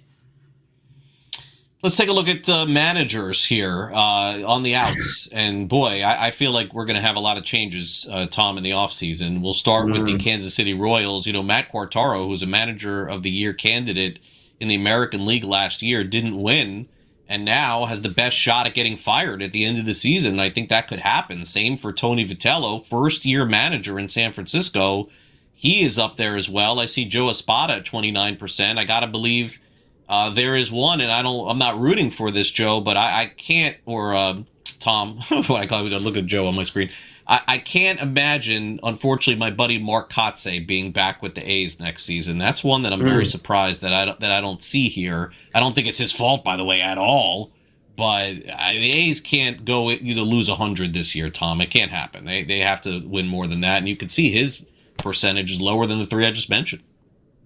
Right, and the one that I would also point out would be Kurt Suzuki. First off, signing a manager and giving him a one-year deal is crazy to begin with. I just find it bad fundamentally, bad systemically, whatever the A's did with that. We're looking at a list where, what are we talking about, 5-6 different teams in the offseason that could be potentially moving on. Seattle, Los Angeles Angels, Kansas City, the Athletics. We're looking at and San Francisco. We're looking at multiple teams that could have managers come next season be new managers. So I would say yes for Suzuki and yes for Vitello in San Francisco. Like, these experiments just haven't worked out. Do you I want to go back to Vitello here for a minute, because this to me isn't as cut and dry, even though I agree with you. It's kind of a huge indictment on Buster Posey, though, there, Tom. Like, Buster Posey, if he fires Vitello, is going to have to come out and just say, it's me, I'm the one. I mean, there's nobody else. I mean, he took over, he made the choice, fired a good manager, and ended up hiring this guy. I'm not saying he's doing a good job or not. I have no idea. I'm not in that clubhouse every day. But it seems to me, Tom, that usually presidents don't like doing that.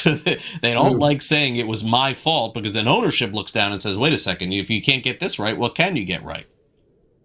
I think it's very simple. This franchises, GMs, whatever, they reach a point where you just have to pick a path and stick to it. And if they're going to stick with Vitello, they have to be firm about it in the offseason and say, he's our manager, he's our guy, We're going to work with him to say, what kind of roster are you looking to build? Whether is there some gap between him and Posey, saying the type of players that they want? You got to be firm with it, stick with him, and move into next season and say, he's our guy. Or you got to rip the Band-Aid off, and Buster Posey has to come out in press conference and be like, hey, I made a decision. It didn't work out. I got to face the fire, and we have to move on and now make a new decision from here. But you can't let it linger into the offseason, the CBA, the late start potentially next year. Rip the Band-Aid off one way or another. Can't be. I agree. One way or the other. All right. Shohei Ohtani to pitch again in the regular season. Look, I think he's pitching in the postseason. To me, Tom, my guess is as a relief pitcher or an opener, which is perfectly fine, by the way. I think he's going to pitch. I think Shohei Ohtani wants to pitch again. I don't think they're going to be able to talk him out of not pitching again. But it is an interesting question on the regular season because, it could be, Tom, call it what it is. It could be the last day. It could be just, throw in a meaningless game and then we'll pitch you 2 innings in the postseason. And by the way, we went through this last year, now different quality of pitcher here with Clayton Kershaw, who, somehow found his way into the postseason last year. We didn't expect him to pitch either. We know the Dodgers are loaded. I believe Shohei Ohtani's not done pitching this year. How about you? I would agree with that. And just to, clarify things for this specific market on Kalshi, it is, will Ohtani pitch before September 28th of this year? So it has to be a regular season game. It is not a postseason game. This situation I think is really interesting because I think Ohtani wants to pitch. I'm not sure if the Dodgers want him to pitch, but I think Ohtani himself wants to pitch, and that's what's pushing this matter forward, where he's just telling Dodgers, I want to pitch. So I'm not going to say they have to let him pitch, but that's what it kind of feels like, where he'll pitch at the end of the season. Again, whether it's an opener, you throw him out there for 2 innings, he throws 45 pitches, whatever it is, then he goes, takes his hits or whatever, just to show that he's ready for the postseason. I think he does pitch because he wants to pitch and he's forcing the issue forward. How about if we redid the question and I asked you, Tom, about a postseason start for Shohei Ohtani? Do you think that Ohtani starts in the postseason? I do, because at a certain point, who do you trust more? Ohtani, who pitched a number of innings early in the year, and he was great. He had like a .83 ERA forever. Amazing. Or you trust Glasnow, who hasn't pitched in forever. Maybe get some, starts at the end of September. We don't know, but I almost think you trust Shohei a bit more. Yeah, well, we'll get a good look at Glasnow, it looks like, in September, and also Blake Snell next week. All right, we'll take a quick break here on Pro Baseball Today. Wrap things up next.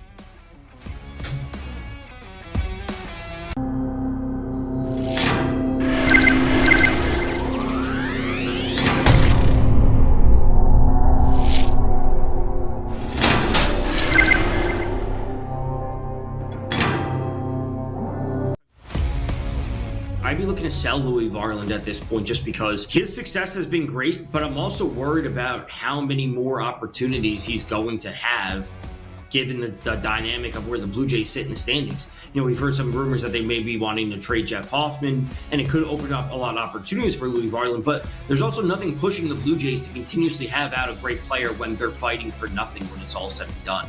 Pro Baseball Today, only on SportsGrid.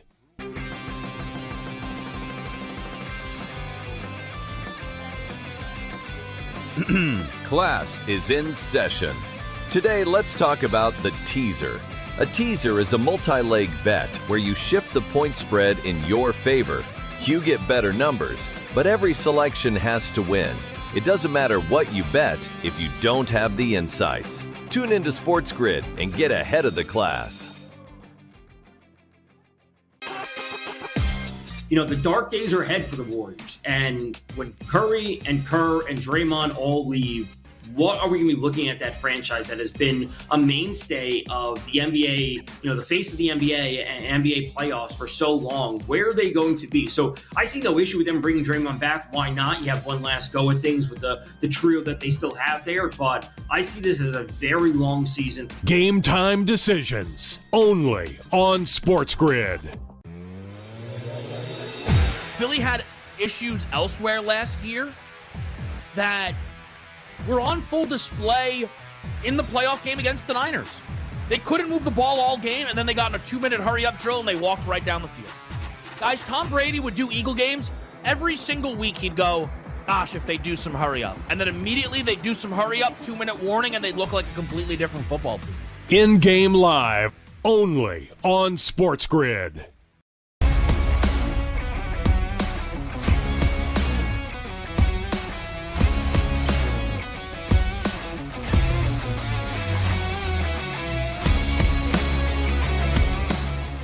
Welcome back to Pro Baseball Today. As we wrap it up for this Sunday, we check in with the stats guru, Sarah Langs, who tweeted out that pitchers with runs batted in since they brought the universal DH in 2022 outside of Shohei Ohtani, it's a very short list of pitchers who have driven in 2 runs. Ryan Nelson, I did not remember that happening. Victor Medeiros drove in 2 runs last month as a pitcher. Don't remember that one either.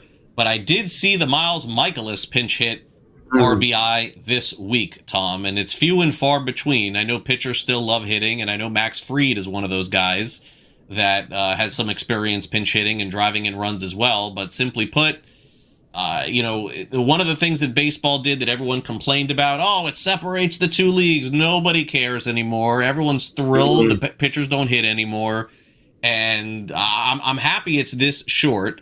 But I would wonder if anyone in the future as a pitcher decides, like Ohtani, that they want to do both.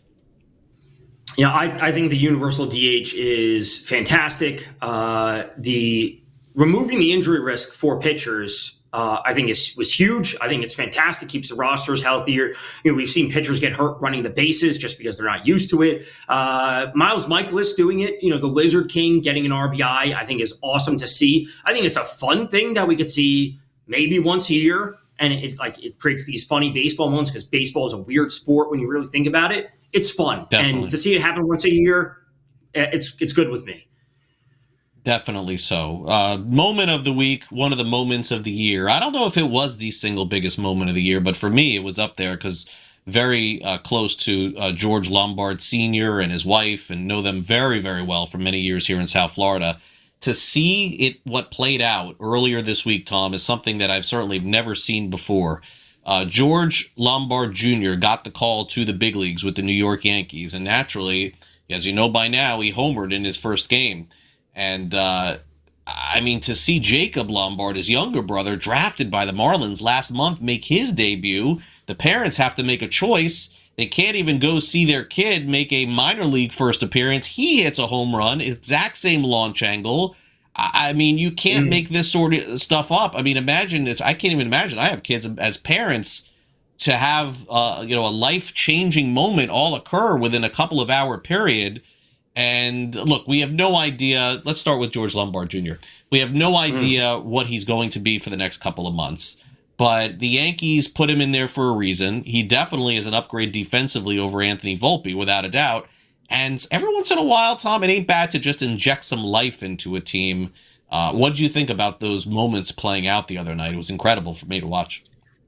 Yeah, super fun. And you said not only the launch angle, we're talking about like a mile and a half or whatever it was of differential, where they're nearly like 101 and 99.2, whatever it was for the difference. Good moment for Lombard, for making the debut for the Yankees. I'm a Yankees fan. Again, that injection of excitement is always good for a team at this point, especially that has been struggling. I want to see him there long term. I want to see him develop into an all-star or whatever you want to call it. But the moment itself, like as I just said, like baseball is a weird sport where these things happen where there's no other circumstance or no other sport that really can bring these moments. It's and true. For a family to have this excitement all happen. And it's not just like, he hits his first major league. It's like it's his first game for both of them on the same day. They couldn't be in the same spot, but baseball is a special sport because of this weird fun stuff. Yeah, it is. And to think that they were headed to Jupiter, driving from South Miami to Jupiter to go see Jacob, and then had to say, all right, forget that. We'll go see George. And it ended up being worth the trip, without a doubt. All right, let's take a look real quick as we close the book on the trade deadline, which was earlier this week. Tom, we hit on a lot of these trades, I feel like. The one that I want to wrap up here with is this Adley-Rutschman trade, which we didn't touch on. The Orioles hitting somewhat of a reset button again. A little strange considering they just did this years ago. Mike Elias, the vice president of operations or president of baseball operations, saying all the right things. Hey, look, we still think we're good, but we also are able to play for the future here. Red Sox pretty clear cut. What did you make of this trade for the Orioles, though? I like Sam Basallo. I think he's good and he's fine and maybe even better than Rutschman. But how long can the Orioles, play the rebuild game here? That's a great question. The Orioles certainly got a lot back. They got 4 prospects plus Narvaez, so 5 total players. It's obviously a very high cost. I think it's because it's a division opponent. Maybe that has something to do with it. But I'm not sure what the path forward is for the Orioles. You would think that you sign Pete Alonso in the offseason, and now we're going to have this dynamic at the top where it's Gunnar Henderson. He's a borderline MVP candidate. We signed Pete Alonso. We have Rutschman. We have all these players that we want to build around. But it's just they're just not reaching expectations, and that just happens with teams sometimes. Absolutely so. All right, Tom, great stuff as always. Great stuff also from our producer, Sam. I'm Craig. I hope you enjoy the remainder of your weekend with what's left. I know football season is here too. Should be a fun week ahead for us, but believe me, folks, we are back next week with another Pro Baseball Today edition. We'll see you next Sunday here on SportsGrid.